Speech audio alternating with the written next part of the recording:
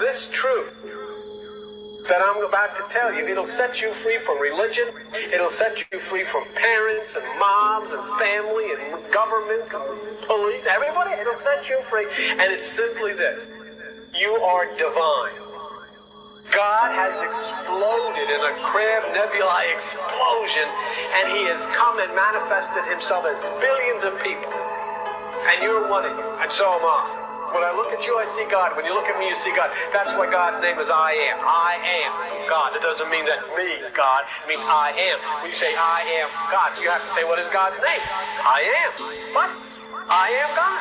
Oh my God, then all the people, Christians run around, oh, I told you they think they're God. I don't think anything on the side. No, Jesus Christ said, the scripture says you are God, and the scripture cannot be broken. So he said it. Yeah, like I'm not third album.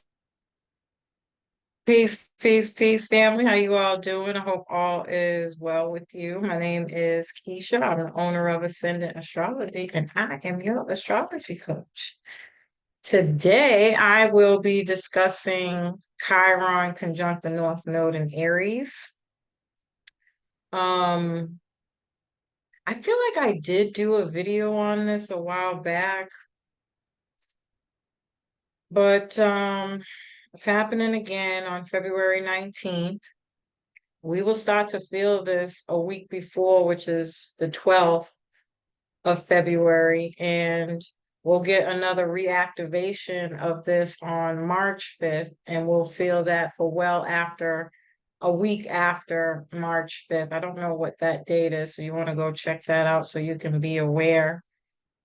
But those two dates, February 19th and March 5th, you could expect some kind of news to be coming out around that for sure.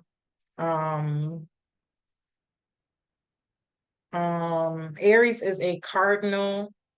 Aries and cardinal signs will feel this the most. Cardinal signs are Aries, Cancer, Libra, and Capricorn. Aries rules men, military, action, war, courage, physical activity, adrenaline, aggression, baldness, the color red, flames, diseases, sexually transmitted diseases, inflammatory diseases, eyes, face, head, really your whole body, but specifically the head, anything or any part of the head, fire, headaches, insomnia, instruments, cuts, bruises, burns, nosebleeds, welders, and any sharp item that can cut, guns, weapons. And 16 degrees is a Cancer degree. Cancer rules, the 16th degree rules patriotism, homeland, a nation, a crowd of people, lakes, swimming pools, towns, water, liquid, tea, beer, milk, dairy, the home, family, parents, women, mothers, and the public.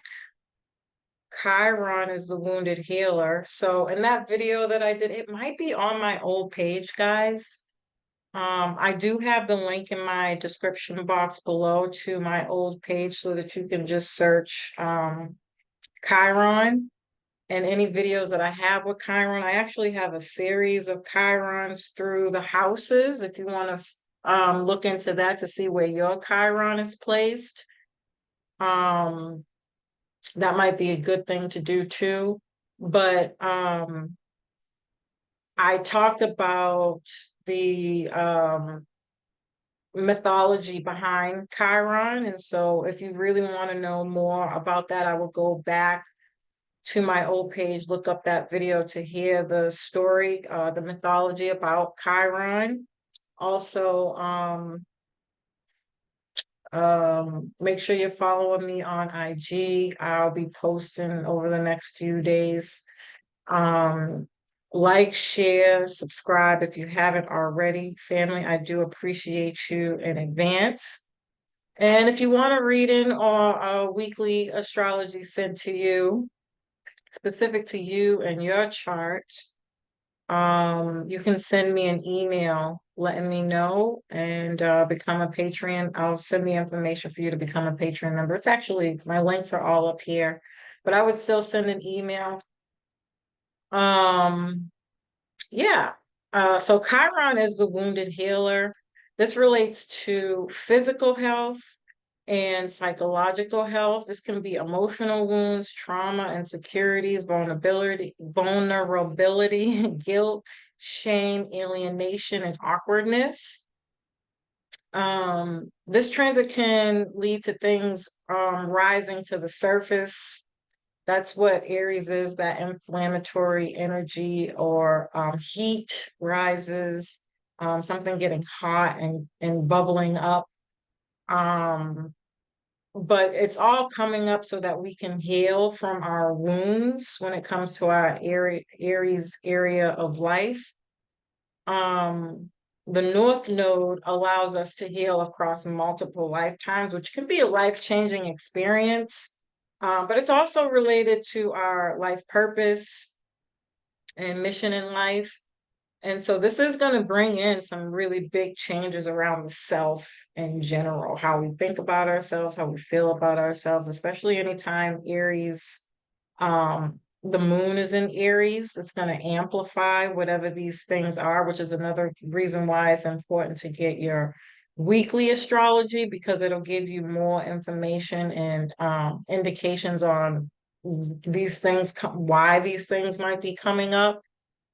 The last time we had this conjunction in Aries was in 1969. The interesting thing about that is that we actually have a lot of transits from the 60s happening this year, as well as a bunch of new transits that we've never had before, with Pluto being in Aquarius, which I thought was very interesting. So I'm wondering how these things are going to change and transform with that, with those two things being played out. But in 1969, this was when the first man walked on the moon. We had a lot of technological changes, revolution and disruption, protests for the Vietnam War, women's rights, gender rights, um, equality and race things happening, things with sexuality. Also, we had this energy back in October 16th, on October 16th in 2008, which was the presidential election. That was the first time we had a Black president, right? That was President Obama.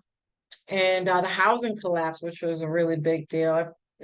I'm assuming nobody will ever forget that. Um, and this can result in the effects of war on everyday people, younger people, men, drafts. And because it's in Cancer, I'm wondering if women are going to be drafted, if that even comes up, right? Because it might not, but because it's in a Cancer degree, I'm wondering if they're going to ask women to be drafted.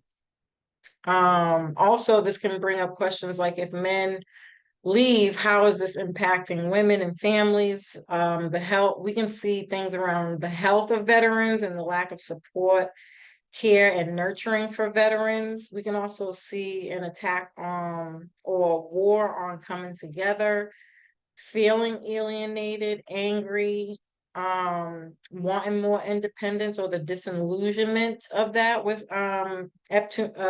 Neptune with Aries and Neptune.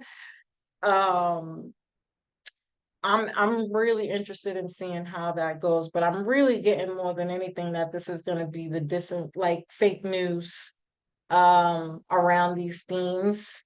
But on the flip side and upside to that, this can bring in more love and freedom and coming together. I think that's the ultimate goal, especially with Pluto in Aquarius. And then, as I've been discussing, obviously border issues, immigrants coming here, getting money, license, and all of the resources. When I thought about this, I also thought about Black people. I remembered there being a story. I want to say it was in Chicago or Baltimore, but don't quote me on that. Even some stuff going on in New York around a lot of Black people rallying, complaining that, immigrants are taking all of their resources, which I thought was really sad, by the way. But initially, what this really made me think about was how all these issues have been going on for years, stemming from slavery of Black people, and how they've been so successful at changing the storylines around this being about immigrants and all these other issues, when it's always ever really been about really just blocking Black people out of receiving services and growing and evolving in the economy. And I don't think we're going to see it. Obviously, it's not going to be something that you'll hear a lot of people talking about, nor will we get any reprieve from that. That's just how I feel. I feel like that's a very pessimistic attitude to have, but I think I'm just trying to be realistic. And the importance of people coming together to do those things for themselves. I know I've been on this kick and I always say it, but I think it's going to be a lot stronger now more than ever with these changes coming in. I think also veterans, senior citizens, um,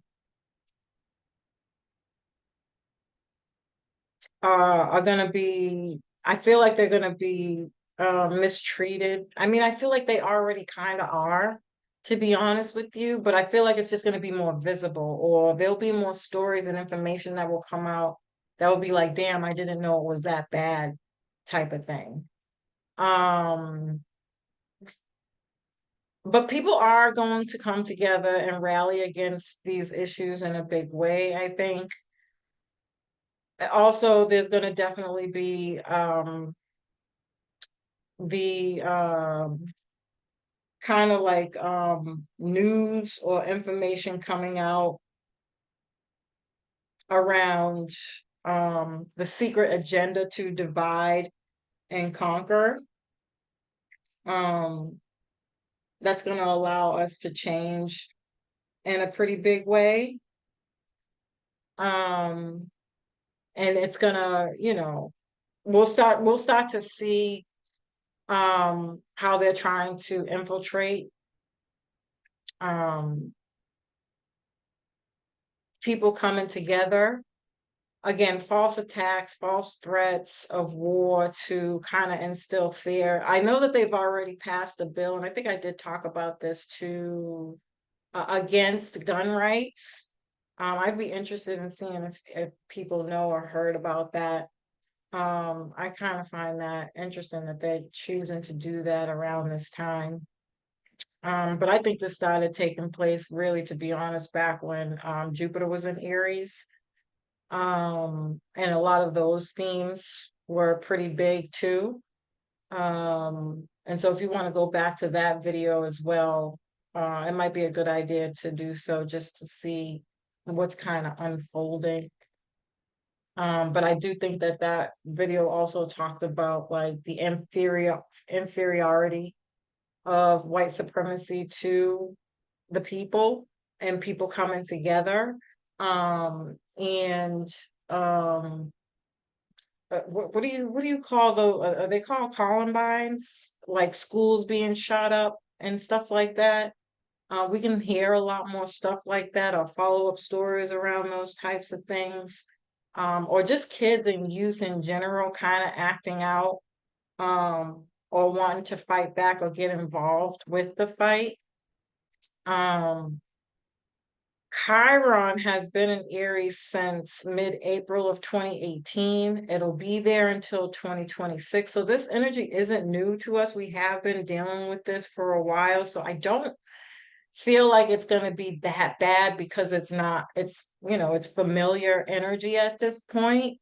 We can see identity wounds, self-expression and individuality wounds, or the uncomfortability with that, or embarrassment or shame around our own individuality, even our body, or like body shaming, especially with Jupiter and Taurus, because Taurus also rules the body.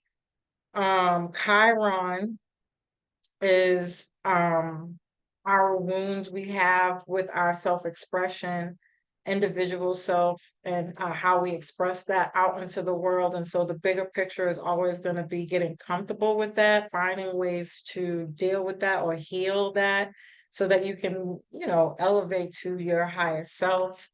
and become a leader in that in some way. We can find our tribe.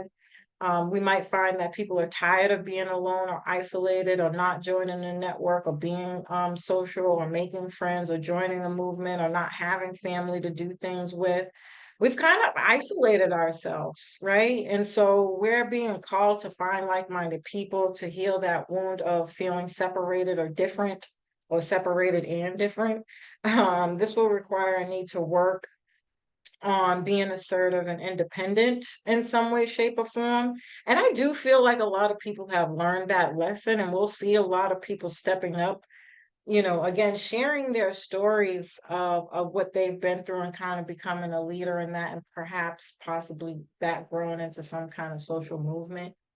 And then we're also just recognizing that not everybody's on the same page, but being open to guiding someone to the right place for them is going to be helpful. Taking initiative and facing issues head on is going to be another theme. And, just as so, again, hard-headed and stubbornness to work with others is going to be a theme, or being not so open to taking not advice, but directives from others. This can also be very selfish. Aries energy can be very selfish. This can be about me, I'm more important. My wounds um, are bigger issues than yours. My issues are more important than yours. When I was thinking about this, for whatever reason, at my job right now, we're doing the Clifton test. You guys know those tests they make you take where you answer like freaking 84 questions. And some of them are the same questions, but in different ways. And then you get like this letter analysis of your characteristics, behaviors, patterns, and things like that. I don't know why this made me think of this. Maybe it's because I was just taking it and I've been doing a lot of research on it. But this is, to me, when I think about these types of things, I think of how important psychology is and the closeness that astrology has to the Clifton test. All those personality tests are astrological based, believe it or not. And the psychology of it or behind it, helping people see where their strengths and weaknesses are, really learning that, accepting that, and then you can kind of even see where um, those things work together and how to elevate your weaknesses, which I really, really, really, really think would be something to do right now. But it really made me think about how astrology makes psychology fun, right? And how can we, again, not look at our weaknesses or lower expressions of our traits, personality traits, as a negative? How can we make it fun? And I think in the past I've used expressions like, you're an airbender, learning how to manipulate air, mastering earth, and how to manipulate those energies. And I intentionally use the word manipulation because I think all too often we're thinking about these things in a negative way and might refer to somebody, again, I think I talked about this in the new moon in Aquarius video, as toxic or manipulators or narcissists. That word right there kills me, instead of getting to the deeper cause as to why somebody might be that way. We'll just write you off with these labels that we give people.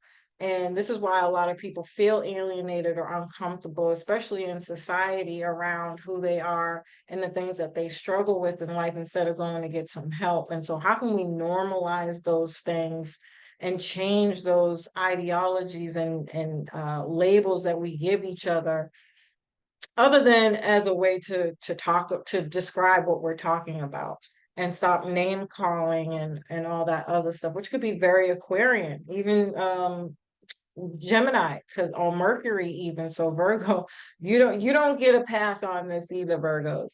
But Virgo energy, not specifically the signs or the people connected to those signs, specifically the energy. Aquarius is the bully of the zodiac, and Gemini rules naming and, your speech and how you talk. And it's the Mercury is the lower expression of Aquarius energy. And so Mercury and Gemini share a lot of things in common, but Aquarius tends to be the higher octave of where we're trying to get to. And then I include Virgo energy and the importance of being analytical around those things, assessing those things, collecting data around those things, which is very, the Clifton test is all about analytics and gathering information and coming up with a flow chart, if you will, of your behaviors and why you act a certain way and how you can kind of turn those things around.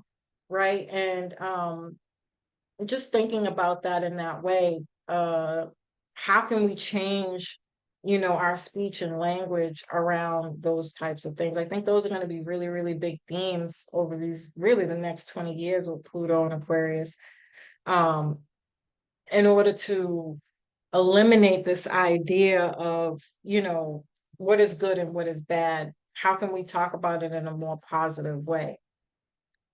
And so another theme I think we can see is anger and aggression. So we might find that we're a little bit more impatient.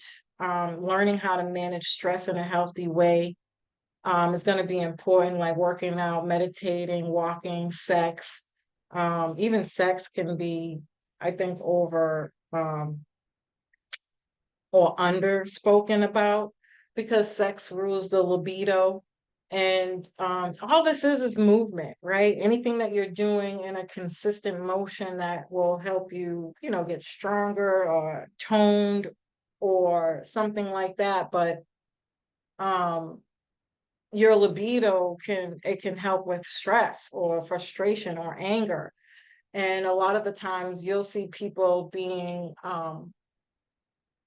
ostracized for having sex or liking sex, or, it's something that's supposed to be this really big secret, something that comes very natural to us, that becomes this really big secret, which in society, I feel like it's ostracized in some way where, people might hide it and they don't really have a safe place to talk about it. And then you have people who, like, for example, I have Mars, Saturn, and Pluto in my first house. I have Jupiter in Scorpio, and I have a high sex drive, right? But I can't talk about that, especially being a woman, because then I'm a hoe, I'm a slut, I sleep around and all these other things. And I think when you do that and you ostracize people in that way, then they start to feel shame, embarrassment around these themes, when, you know, it can actually be turned around to something else.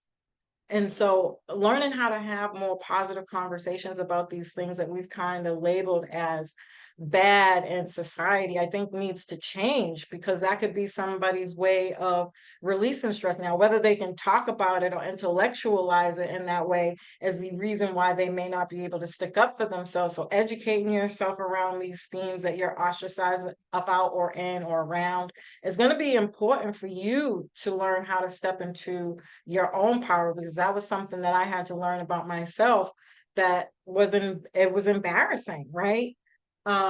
As a coming out of a relationship that, I think I've shared this story multiple times now on this channel, but I was in an 8-year relationship at a very young age. I was 13 and I was damn near a wife from 13 to 21 of my life. And I was very submissive and I didn't know any better. And I want to say about 5, 6 years into that relationship, my son's father had a baby with his first cousin on my birthday.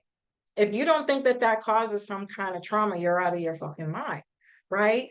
And I didn't know enough to know what it was that I was experiencing or what have you, but I do know that it came, whatever it was that trauma infused or um rose up within me, bubbled up within me, came with the frustration of feeling like I can get him back, or I can do something about it by going around doing what he does, which was pretty much cheating, right?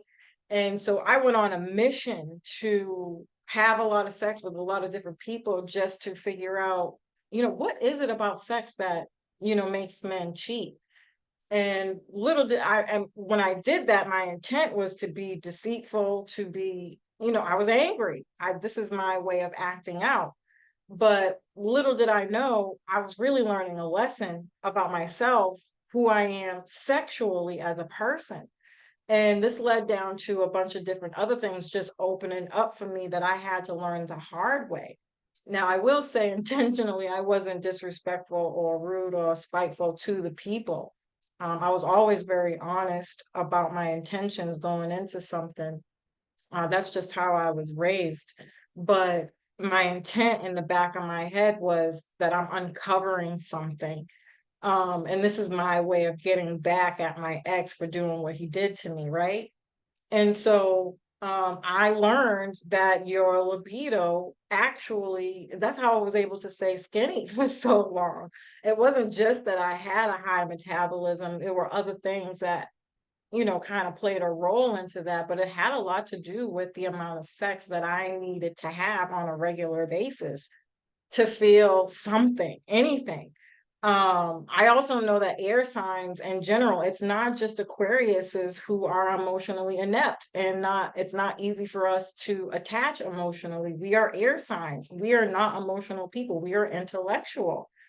And so I learned what my turn-ons were from that because I couldn't have sex with just anybody. It wasn't as easy as I thought it was going to be going into it with this mission in my mind to do that.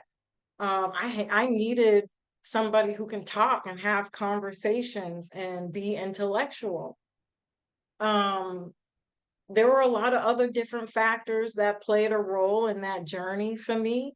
Um, Once I learned and realized men have feelings too. And so when you go into something with the intent of not having any kind of emotional connection, that was another lesson that I learned. Even though men are known for being cheaters and they're out there and they do the same thing and all these other labels that we give people for certain reasons without having the facts behind them. I quickly learned in that process that men don't want to be, not all, I'll put it like that, not all men are interested in just sleeping with you. It's not fun for them. It hurts and it bothers them too. And so I stopped because my intentions would never be to hurt anybody. I would never wish anybody to go through what I went through. It's very uncomfortable, and I wouldn't want anybody to have to go through something like that. And so once I learned that I was hurting people, I stopped. But the need or want for the sexual pleasure didn't stop. And so when I met certain men, I would learn things about myself through the experiences that I've had with them that helped me grow sexually with myself so that I didn't have to go around just looking for sex. I started to self-pleasure. Aries can definitely be about self-pleasuring, right? I have Venus in Aries. So these things are very real life experiences that we could be having during this transit with Aries energy, depending on what other placements that you have. And so I started self-pleasuring instead of putting that burden or trauma onto other people. And I learned myself through that as well, what I like, how I like it, when I don't want it, all these other things about myself that I learned.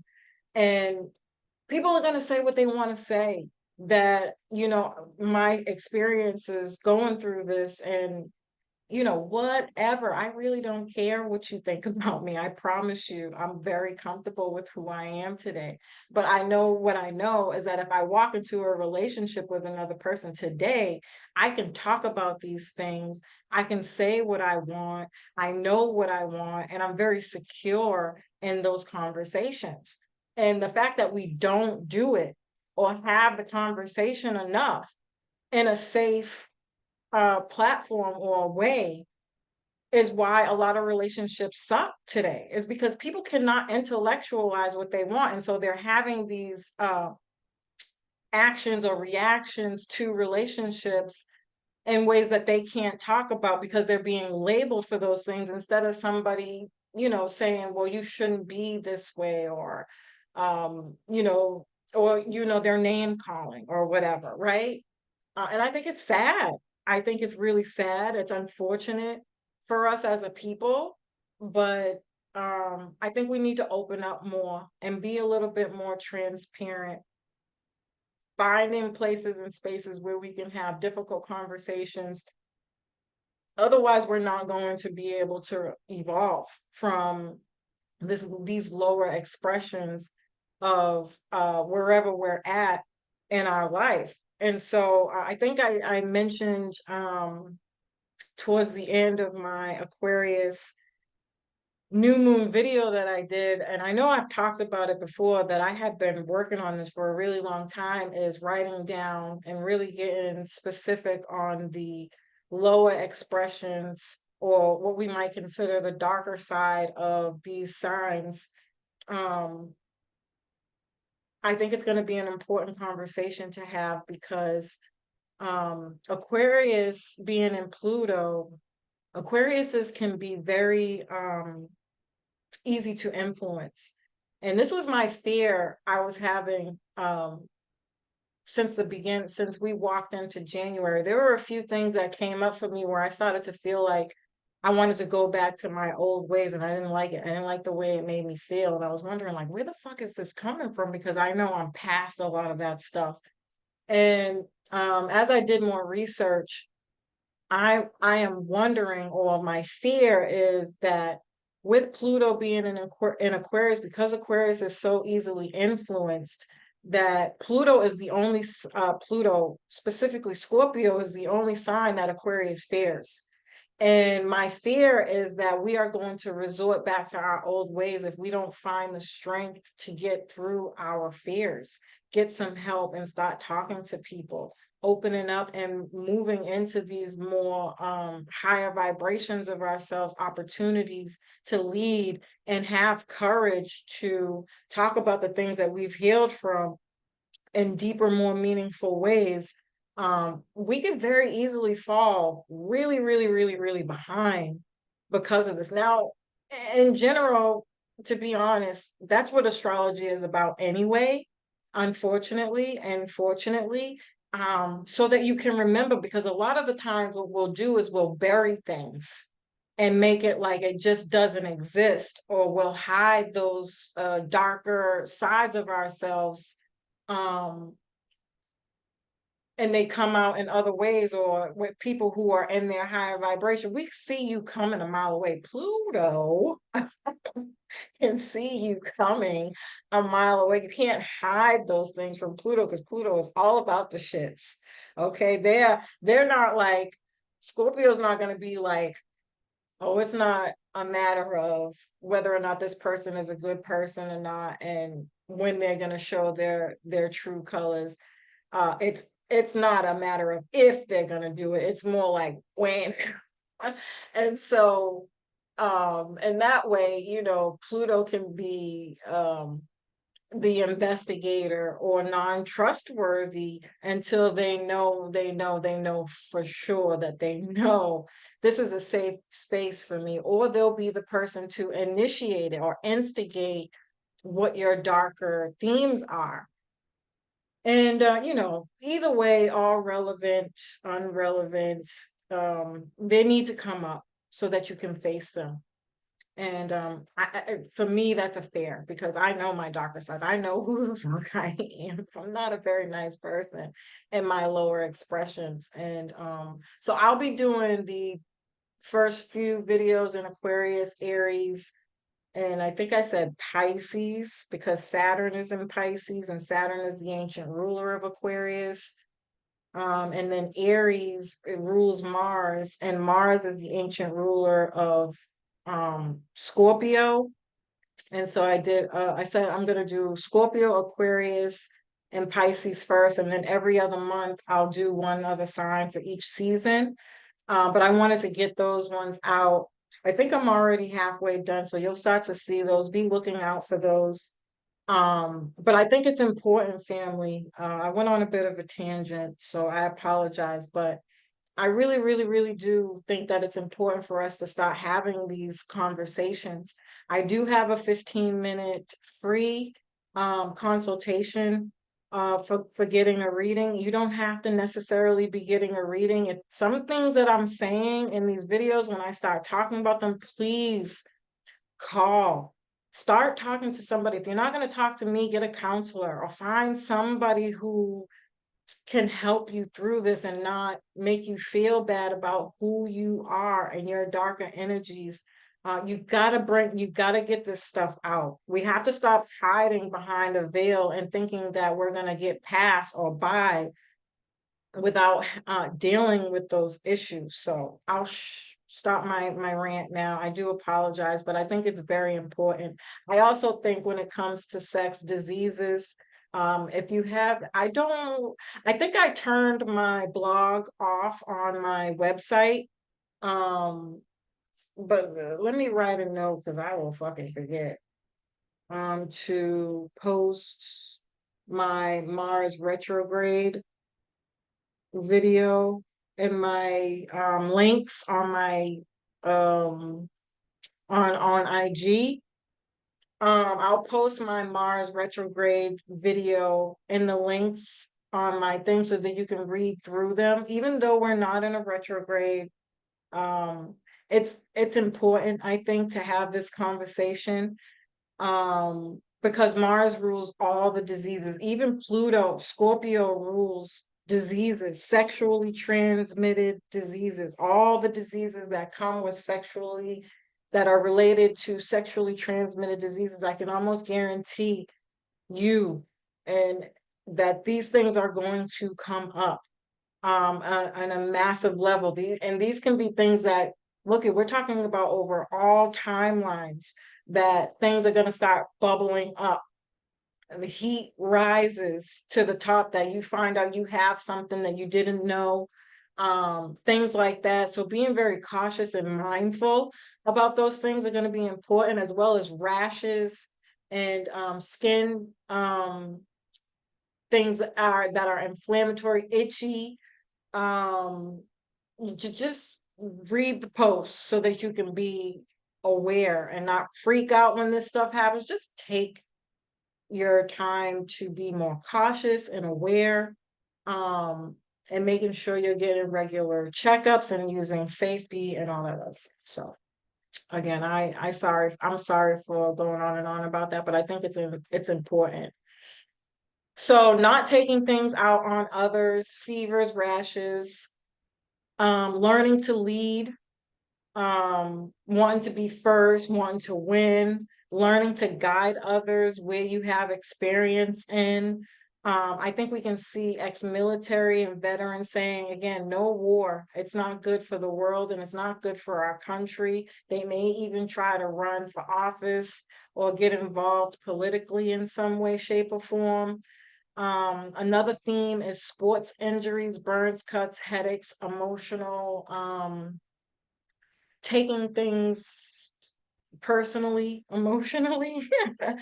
um, this could be facial and dental health, um, physical strains and strokes, having an inflammatory diet with this energy being heavy might be very helpful. Stillness or meditation or yoga, breaking up thing. Yoga is really good for kind of flexing your inner muscles, if you will, organs and inner everything, that can really release trauma, pain, and stress. Um, um, Active listening. Whew, good luck with that with Aries. No disrespect, Aries. I love y'all, but active listening could be very hard, but it's a great skill to learn.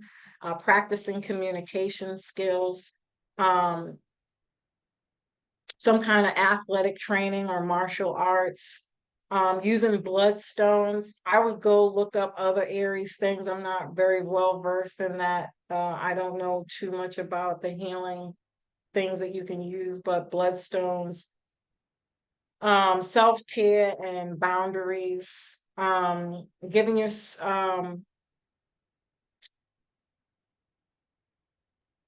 yeah, I already talked about that.